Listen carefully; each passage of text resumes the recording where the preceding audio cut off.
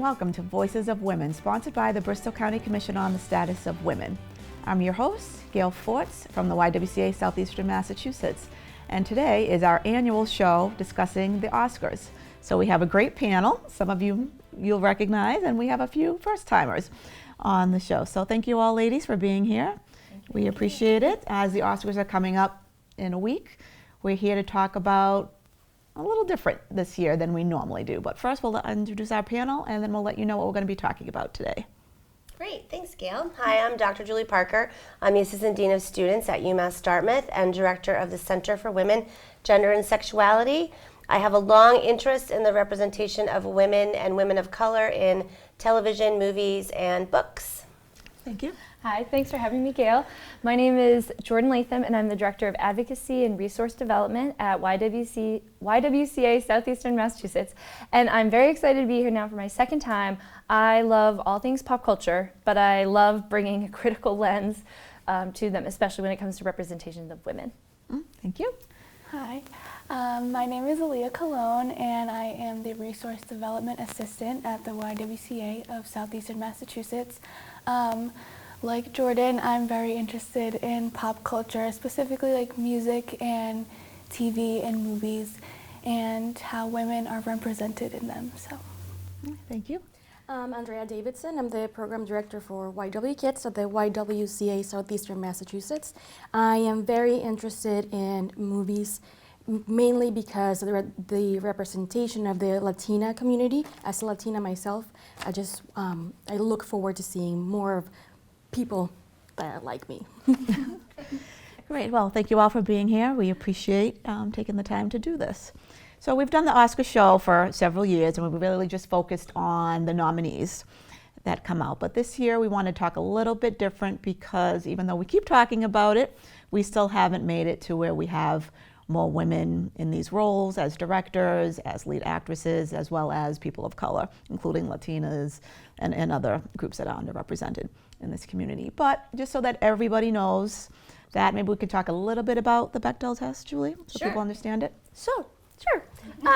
So normally we apply the Bechdel test to the films that are nominated for Best Oscar, and that test, developed by Alison Bechdel from her comic Dykes to Watch Out For back in the 80s, has three prongs. One, are there two women in the movie who have names?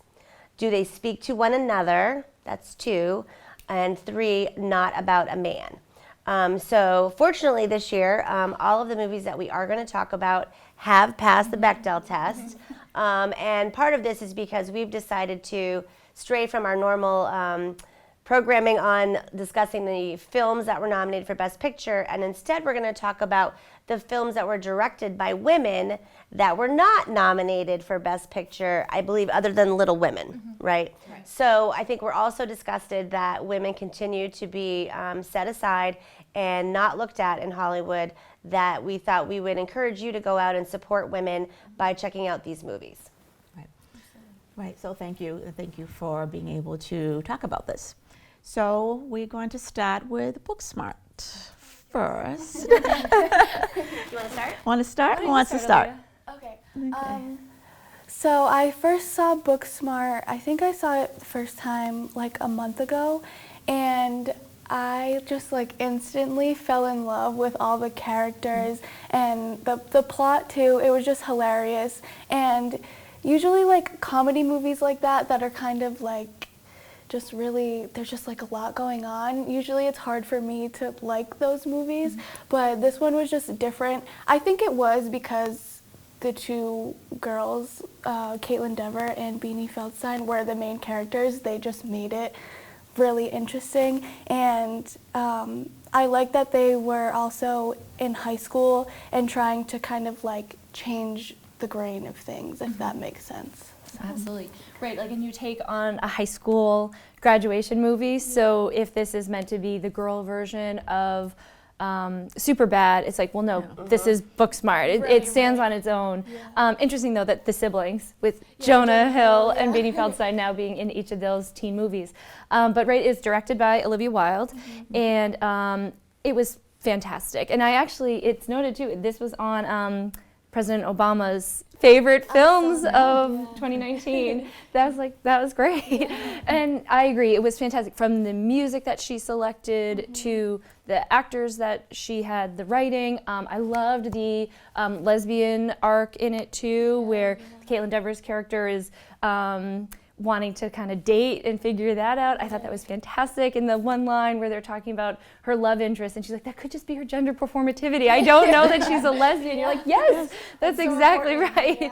Well, and I think the two girls were definitely like feminists, right? And that you would see these high school girls already identifying as feminists that were very clear, like knew history, made references. One of them, their room, the room, their door to their room said a room of one's own. You know, so there was all these kind of, I thought, really great feminist references for a young population that probably doesn't know a lot about that. Absolutely. And they seemed so politically involved, not just with Beanie Feldstein's character, who was obviously class president, but Caitlin Dever's character was very politically involved, and she was arrested for protesting against the police. And at the end of it, she was taking a year off to go and volunteer. I forget the country that she was going to, but I loved it. I thought it was such a great role model for like young women to watch and to think about being a teen and still being very engaged as a feminist and intersectional feminist. Great. Well, thanks. That Sounds good. So check it out. You're very excited about that. It's so good that you're so on- excited about it. It's on Hulu. All right, great. Yeah. Okay, so now let's talk about Frozen 2. See? Very exciting for especially all the parents and family members watching this. Too. One of my favorites for sure. In Frozen 2, the movie, it's the sequel to Frozen 1, obviously, but in this particular movie, they actually, I feel like they strengthened their relationship between the sisters, Elsa and Anna, and they very much became independent, and to me, it was very much a force to be reckoned with. It was very much like, I don't need a man. I'm choosing to have a relationship with Anna's case. And one of the lines that's my favorite in the entire movie is a little bit towards the end when Anna leaves Kristoff and then comes back because she needed to do what she needed to do. He says, my love is not fragile. Yeah. And it's just very much, it was like a marking point for me, like, wow, this is a strong woman, and it's a strong relationship, and they're not codependent. Yeah, I would actually say I love this movie. I've seen it twice now. I'm bringing my son, who's 4, and my daughter, who's 2, and I think the Kristoff character is one of the best male. Like talking about how writing men as feminists was amazing. His song, which starts with saying, you know, the Sven, his reindeer, is singing him, saying. Like you feel what you feel and your feelings are real. And I love that message to little boys, like it's okay to have these feelings and don't bottle them up and internalize them, like share them. And Kristoff then has this great song, and then when they do separate and he and Anna get back together, right, and first he just says to her, not like, I'm mad at you that you left me, he says, what do you need? And she's like, I need you to take me here. And he's like, got it. Like, and then, right, our love is not fragile. I just loved the representation of Kristoff for young children to watch. And I couldn't agree more that the first movie, I have to say, like, I tolerated. I'm not a big fan. But I love this second movie because I do think the first was an origin story for Elsa, and this was her being a superhero. Right. And that was amazing for, I think, for anybody to watch. She rode a water horse down a tidal wave. Like she is. I love that part. That movie I did see. That was great. Amazing. She's absolutely amazing. Just so the bravery. I thought it was. They wore pants. Let's add that. Yes. Both female characters wore pants the whole time, and not high heels. Like they were just. It's a different, princess movie. It's not like you're waiting for the prince Yep. to rescue you. It's like no, they are the people rescuing. And I read too for the research that the writer did. Right, so it's written and directed by a woman, and there is an indigenous population that they that play a big part in the movie, and they researched indigenous cultures in kind of those Scandinavian countries very deeply before doing it. I just thought they did such a great job. All right, great. Thank you. So next I want to talk about Hustlers, which I think has mixed reviews from some people, depending on what you think about it. But it is a true story or based on a... So it's based on a true story. The main characters would be Jennifer Lopez as the lead and Constance Wu, who's a secondary character who I think, Andrew's saying we don't think got enough credit for her part. And basically, this group of strippers get together, or sex workers get together and start hustling men out of their money. And it is a true story, based on a true story. And they were arrested at some point.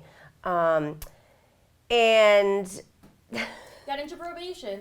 right. They didn't just get arrested and do jail time. They got into probation, so they got away with a lot for just probation. Right. No, you're right. Yeah. So I don't know. I think there was some stuff. It just didn't hold my attention, I think, the way that I had hoped it would. I mean, obviously the Jennifer Lopez character was incredible, and the dancing, and all of the kind of the physicality and stuff, I think was good. I don't know. What do you think? For me, it dragged for the longest time. The Yep. first, I would say, 45 minutes, it took so long. I was about to turn it off, Yep. and then I was like, no, let's see, it's going somewhere. And then once, the storyline overall, I enjoyed, but I'm very torn about whether or not I enjoyed it overall. Right. Because there was a lot to it that was just too much in your face. There was some nudity too, which is fine, but it was just, I think my opinion on it was that Constance Wu was completely missed in the whole acknowledgement in the Hollywood society. Everything has been talked about J-Lo and how Cardi B didn't get that big of a part, but I think Constance Wu should have gotten more recognition. Yeah, I agree. She did a really good job, obviously, like as her character, and how she was supposed to be kind of like shy and timid, and she like grew throughout the movie. She did a really good job of showing that. So I mean, in my eyes, I see her as the main character of the movie, not J-Lo. So. And it's interesting. The story really is kind of about like women, roofing men. And I think that as much as, I think that's problematic, so much so. And I think if you saw a movie where that was reversed, there would be maybe a totally different take on it, because it's so more common that you see men roofing women for sexual assault, where they were roofing these men to steal their money. So I think the drugging part too, I think was really hard for me to watch, like watching whoever's drugging whoever, like if you're non-consensually being drugged and you don't know it, I think that part was really, was scary. And then there was, this kind of like poor dude who wasn't, didn't really have anything and was going to lose his children. And, there was this kind of sad side to it that was really, was problematic. Oh, that's an interesting take on that. May I ask, wasn't Lizzo in it? Yes. How was she that was. cameo? That was good, but she also had a very like brief Sure. part. Yeah, But cameo. yeah, Like but it was Cardi B good. did. Yeah. I think she got a little more than Cardi B. Yeah. Yeah. Because I think Cardi B was only in it for like one scene, Yeah. really. Oh, okay. But that was a good cameo. And I guess back to the snubs, that would we say J-Lo should have been nominated? Like that seems like a big snub that this Well, I is think kind some of people do and some people don't. I think it Yeah. depends on who you ask, I guess. But I think if you're talking about representation of women of color being nominated again, like here you have a Latina woman who's, I think done a lot for the Latina community, and, I think that's another interesting take if you look at who's been nominated as Right, well. absolutely. Yeah. Absolutely. Okay, so next I want to talk about late night. Oh yeah. Andrea, do you want to start it? I just love this one so much. So with Late Night, the main characters are Mindy Kaling and Emma Thompson. I've followed Mindy Kaling for a while. She's She's one of my great. favorite comedians and a wonderful director as well. So the Late Night is mainly about this late night talk show host who is the only woman in primetime television, and she's trying to revamp her career there because she's about to lose her show. I love the struggle of her trying to hire a female writer because her staff was all men, and having to find that one person that really didn't have the experience was interesting to see. In finding her, realizing that she needed the diversity overall was amazing. And towards the end, all you saw is diversity. Yeah. I love how it all went down, like the storyline of the entire movie. I very much enjoyed it. And again, I think that movie also had a flip of where you have like Right. a woman cheating on her husband, right? And how that's taken, and then the advice that people are trying to give her about how to be who she is and be her true self. And it's almost like her own kind of coming to know who she is and how she'll be represented. And I think it also harkens back to like still today we don't really have any female, late night. I mean, No, I don't think there's any. Not on prime time. No. I think there have been like Chelsea Handler. used to have her show, and then there's been I think Bissy Phillips as well. That got had hers canceled. and got canceled. So Joan Rivers way back in the day. Joan Rivers, and she went through a hard time. She was one of the first ones. I think the this first movie one. might have kind of been a slight like look at Joan Rivers, Yeah. kind of like, Right. yeah, on her age and everything. One of the scenes that caught my attention a lot was when one of the male writers went into the office of the main character and was asking for a raise. He was saying how, I want a raise because I have a kid and I have my family, I have bigger expenses. And then she very bluntly says to him, if this was a woman, would you come in here and do the same thing? And you're telling me all the reasons why you need a raise because of your personal needs, not because of your performance. And she just kind of flipped the entire idea around, and it was a little bit eye-opening. Like, yeah, if it was a man, this would be different. If it was a woman, it would be different. Yeah. And she fired him. She fired him on the spot. And I think, too, the treatment of Mindy Kaling as a writer was very fascinating, too. To think that there are, and they exist, like all-male writer rooms, all-white male writer rooms. Right. And friends of mine who work in LA in that industry, writing for television shows, and they're very fortunate to work on shows that have diverse casts, and it's not the same, right, for people to kind of break into that. And there's also a lot of nepotism between writers who went to Ivy League schools. So if you went to Harvard for the Lampoon and wrote there. And so Mindy Kaling is showing this alternative way of getting into comedy writing that, I don't know, I loved it. That you didn't have to go to Harvard or Brown to get in. I mean, granted, she did go to Dartmouth, but she went in this alternate route to get involved in comedy. She's so great. yeah, it's a good. Right. It's on Yes, Netflix, that's- so you can okay. you can stream it for free. Yeah. Good. All right, great, thanks. So Julie, The Farewell, Guess I'm the only one.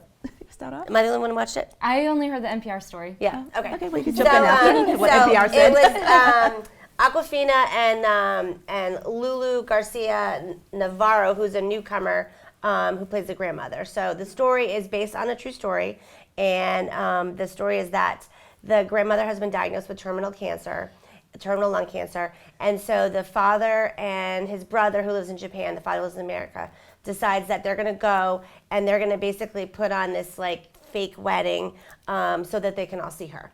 And so Awkwafina wants to go, and at first they're like, no, you can't go because you're going to tell your grandmother that you've got cancer, that she's got cancer. And she's like, no, I won't. So the whole story is about like the family being there and kind of like, eggshelling around the grandmother, and the grandmother's hysterical. She's a great actress. She does such a great job in the part. And they put on this big wedding, and like at the wedding, her father is like crying because he's really upset about his mother dying, but he's saying like, I'm so emotional about the wedding. So there's all these kind of things that happen, and like there's this conversation that Awkwafina has with her doctor when she goes into the ER for some complications breathing, and she's like, well, you know what her diagnosis is. They're speaking English, so the grandmother can't understand, and she's like, shouldn't we tell her? And they have this whole conversation about how this is like Chinese culture, that like if you tell them they're gonna die, then they die quicker, there's a real twist at the end that I won't tell you about because if you haven't seen it, I would rather not, no spoiler alert on that. But the acting is excellent. The representation of Asian American actors and Asian people in this movie, and just their life and their culture, the food, lots of food scenes, and just the grandmother and her relationship is really powerful. It was excellent movie. I was really, really glad to see it. And again, directed by a woman who got snubbed. Snubbed across the board. Across Best the picture, board, best yep. director. Everything. Awkwafina won for Best Actress at the Globes. She was snubbed for this. It's just terrible. That's too bad. It is. Awful. It's just That's why we're here that's talking why about we're it. here talking about the same issue over and over and over again. You thought would be better by now, but Unfortunately, it still isn't. So there's a few other films that we may not all have seen, I think. Queen and Slim. Did anyone get to see that? Anyone know anything about it? So, but make sure you check that one out. Clemency was another one. Little Women was the only one that was nominated. Nominated for Best Picture. Picture, but not Best Director. Or best original screenplay, right? Because she wrote the She did. script. Is The she script. nominated for Best Screenplay? I'm not sure, but I know definitely not Best Director. right. And some of the actresses were nominated too for Best Actress or Best Supporting, but yeah. All white women All though. white women. Yeah, exactly. So back to, the hashtag that everybody hears, Oscar so white, Oscar so male is, coming out now this year too. So again, we keep having the same conversation over and over and over again, but we have to keep saying it. We have to be more inclusive, having more people, talk about, these issues too. What else can we do, to get the word out about this? Or what I should mean, we every be year we thinking? do say like try to go to opening nights of women-directed shows.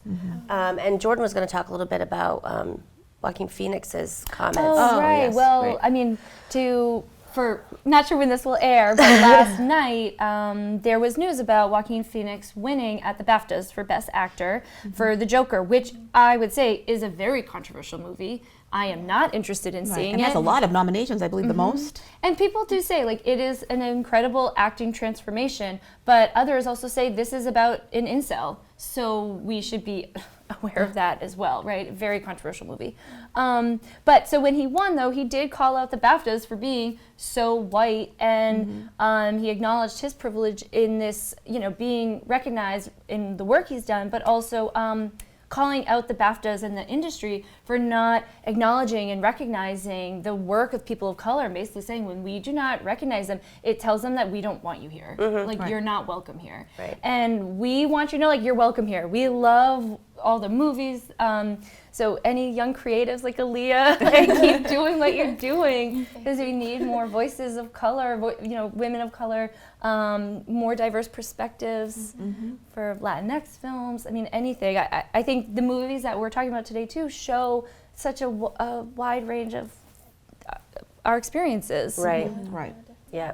And, what And that our experiences are a human experience. I think there's Right. this notion that, the male story is the human experience, when they always talk about Death of a Salesman as the story, and it's just a male's experience. It's not our experience. And I think women's experiences are human experiences. Absolutely, and they're all different too, just as people of color. Because I was reading something about the Harriet movie, Harriet Tubman. So of course, that one, because everybody relates to that because it's a traditional role, it's a traditional story. But seeing that, whoever could be the lead actress or lead actor in, like, for example, James Bond, there's like controversy, about that right now. Like, Right. who's going to be the next James Bond? There's a black Could it be a man, black could be a man, man, right. could be Yeah. a woman, and then you have people. Oh no, it can't be Right. a Can't be black either. man. It can't be a woman. Can't have a woman president.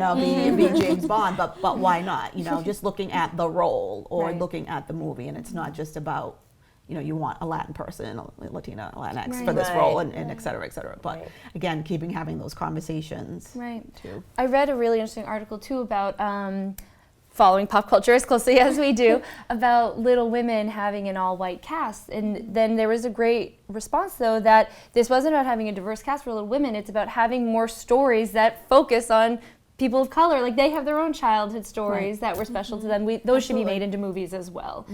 So again, like, making more opportunities for those stories to have films made. Right. Right. So, any other final thoughts? I'm thinking about this too, like, talk to the men in your life to go see these movies too. Right, We're absolutely. always going to Absolutely. see these movies and promoting them, but bring a man to go see Little Women, right? Like, if Take we a man to the movies. Yeah, take a man to the movies. And how many times I've sat through Marvel movies? Like, well, you can come with me to go see Little Women. Which are like the top box, box office is all the Exactly. Marvel movies. So, bring others, promote these movies, share them with friends, tweet about them, get the hashtags going. The more we can get stuff trending. Yeah, like when Booksmart first came out, I remember like seeing on Twitter and stuff that before people even saw it, they were saying that it wasn't going to be a good movie. probably because it was mostly women, and they were comparing it like to Superbad and like how it wasn't going to be like that, but that's not the point. It's not Superbad. Like, it's its own movie, and it was amazing. It's so. amazing. Absolutely. I know. Well, again, thank you all Thank for you. being for here. having We us. appreciate you taking the time to do that. And you can see the Oscars are coming up next week if you want to watch them. Yeah. Or not, but keep supporting, you know, the movies, especially by female-led films and directors, writers, actresses, people of color. It's just so important that we have to keep talking about it. Like Jordan said, get the men in our lives, your sons, cousins. Share our video of this conversation. Keep talking, you know, keep talking about it over and over again. So eventually you won't have to do this show anymore. Stay tuned for next year. That's the goal. That's We're the going goal. to be in our gowns. Yes. Celebrating women nominations, right? Absolutely. Record women nominations for director next year. Absolutely. So thank you again, and thank you for watching Voices of Women.